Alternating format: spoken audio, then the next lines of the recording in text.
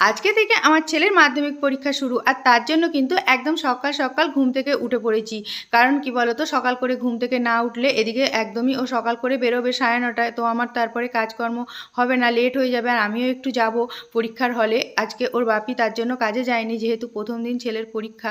আর এই যে দেখো, সব কাজকর্ম গুছিয়ে তাড়াতাড়ি করে কিন্তু চা খেয়েও নিলাম। আর চা খেয়ে তারপরে একটু আলুর দম করে দিলাম। ছেলে মুড়ি খেয়ে স্কুলে চলে এসছে পরীক্ষা দিতে। আর ওর পেছন পেছন আমরাও বাইক নিয়ে যেহেতু এসছি, ওরা সাইকেলে এসছে বন্ধুরা মিলে, ওরা এসে কিন্তু ঢুকে পড়েছে সিট খোঁজার জন্য। আর আমরা কিন্তু যতক্ষণ না গেট বন্ধ করেছিল বাইরে দাঁড়িয়েছিলাম, গেট বন্ধ করতেই চলে এলাম বাড়ি। তারপরে ব্যাংকে গেলাম একটু, ওখান থেকে পয়সা তুলে নিয়ে আর মাংস কিনে নিয়ে বাড়ি চলে এলাম।